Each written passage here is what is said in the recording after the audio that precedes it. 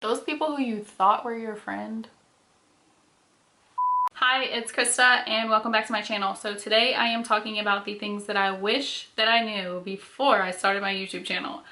So I'm saving the best and the most real one that is probably the hardest thing to realize for last. So keep watching. Don't forget to subscribe to my channel and give this video a thumbs up. Let me know in the comments what you want me to do next.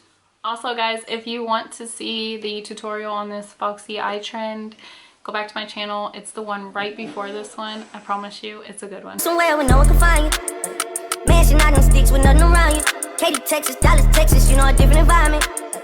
Okay, so I have some notes on my phone because I don't want to forget anything. And I want to make sure that it like all flows and you kind of can understand the process here. Okay, so first thing we're going to start out with is equipment. So basically what I wish that I knew was that you don't need fancy equipment and you don't need a bunch of things to start your channel. I wish so badly that I would have started my channel in 2014, 2015, whenever I really was first like I want to start a channel, but it actually took what I started in 2019. So that's a long time and you have no idea where you could be if you just start whenever you want. Like whenever you first want to start. It doesn't matter. You can film on your phone, film in front of a window, natural lighting. You can make things work, and as you grow you can get better equipment. Me, I felt like I don't want to be subpar. I don't want to do it. I don't want to do it if it's not done right. I don't want to do it without a camera. I don't want to do it without a way to edit. You can do those things on your phone, and I wish that I knew that, but I think I wish that I realized that your content can be just as good and it can still perform, and it doesn't have to be this big production. If you guys want a video on my setup, which is actually really affordable, I did spend a little bit more money on my camera and my laptop, but other than that, everything that I have is super affordable, mostly from Amazon. So the second thing is content. I wish that I would have known that you constantly have to be pushing out content. You have to be consistent, and in order to constantly push out content, you constantly have to think of ideas. You constantly have to be on top of trends. Like if something's trending right now, you need to jump on that like now, not next week, not in 2 weeks. You need to do it now, and that's gonna help you to grow in the long run. But I wish that I would have came up with like a long list of ideas. I do have some. I have a notebook that I keep ideas in for content, but I wish that I would have even pre-filmed. Like before you actually launch your channel, maybe you should film 6 to 10 videos. I wish that's something that I would have done, because I filmed my first video and then I quit putting out content because it took me, and honestly I had no excuse, but whenever I'm kind of like just like unmotivated, I will film a video and then the content will sit on my laptop for, I literally had a video that was almost like 90% done edited, and it was sitting on my laptop for over a month.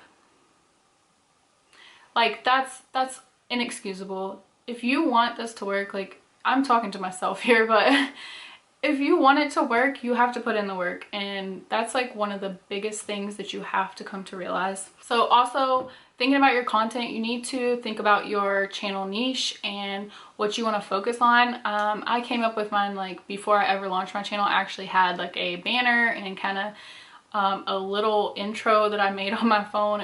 It's not the best. It's the one that I have right now. Well, actually no, I actually made a new one, so it's not going to be the one that's the intro to this video, but the one that I had prior to this. But you need to think about your channel niche. Mine was beauty, fashion, lifestyle. You need to think about that and try to make your channel, like the moment that someone comes to your channel, your banner needs to be something that lets them know, hey, this is what my channel is about. Okay, number 3, we're moving on to filming your content. So we talked about what equipment you need. We talked about what your content should be. Now, filming is like, it's one of those things that you don't realize that is that hard. You don't realize that even in a room by yourself, you can be self-conscious, you can talk quieter. My very first video, oh, like even my niece watched it and she was like, I can't hear you talking. Like, and I know she had it all the way up, but it's hard to talk to a camera. I am not an expert at this at all. If anyone who knows me knows that I have social anxiety, and I actually hate talking to people because I just panic. I freeze and I panic, and I feel like even talking to the camera, knowing that people are gonna see that, I freeze and I panic and I repeat things, and I just, it's hard. So I wish that I would have known that it was gonna take some time to get comfortable in front of the camera. It's not gonna come natural just because you're in a room by yourself. Also, it's really hard for me to film whenever someone is in the house because I feel like they can hear me talking to myself, which makes it almost more embarrassing for me. It's almost more embarrassing than me knowing that everyone on this channel knows that I'm in a room by myself talking to a camera, but it makes me nervous whenever I know that someone is like in the living room and like I close the door, but I know you can still hear me talking. You know that I'm in here talking to myself, you know? And I wish that I knew that that's just what it is, and it takes time. It takes time, and you will get better. I hope that I'm getting better. I hope that you guys can see that. Sometimes for me, in order to get better, I like to have a glass of wine, have a drink. Whenever I would do Facebook Lives, I would drink all the time because I feel like Facebook Live is even harder because you can't edit that out. And if someone clicks on there and you're just awkward, like it's raw, it's real, and they see you. And so I would drink a little bit to kind of get comfortable, but you don't have to do that. Just practice and just keep doing it, and eventually you will get it. I promise you, it will get easier. And along the lines of filming, this is something that I do so bad. Can you guys see how out of breath I am? This is my probably biggest problem aside from just getting comfortable, because once I do get comfortable, I'm not 100% comfortable, and then I'm like talking super fast. I'm not taking breaths. I can't, like, girl, breathe. Like, it's okay to like pause and have a moment of silence to take a breath, because it's as if you're in a real conversation, because you wouldn't just ramble in a real conversation in front of someone. So I wish that I would take a deep breath sometimes, and I will just talk slowly, and I will just express how I'm thinking and feeling and what I'm trying to say clearly so that people can understand me and not hear me breathing like a freaking cow. Okay, next up, number 4 is how to get the most out of the YouTube algorithm. I wish that I would have done my research on the YouTube algorithm before I started my channel, because to be honest, I had no idea what I was doing. I just posted videos and I thought that's it. You just put it up and you just export it, and there it is. It's on there. People are gonna find it, and people are gonna love me, and people are gonna subscribe to me. And no, girl, no. You're in for a rude awakening. You need to research. I can do a video about this because I've done some research on it, but I wouldn't say that I'm an expert because I've really just kind of done my research and learned this in the last probably 2 to 3 weeks, honestly. And that's me being honest, that I haven't been doing this, and that's something that I wish that I would have been doing from the beginning, is research your tags, your titles, your description box. Those things matter because there's keywords. So as a small YouTuber, you want to pop up on the search. And if you don't pop up on the search, people honestly aren't going to find your channel. They're not going to see your content because they don't know you exist. Whenever they search for makeup tutorial, you don't pop up because you titled your video "My First Video" and you didn't fill out a description, you didn't include tags that are relevant, and your title really doesn't give you any context as to what the video is about. So no one's gonna find your video.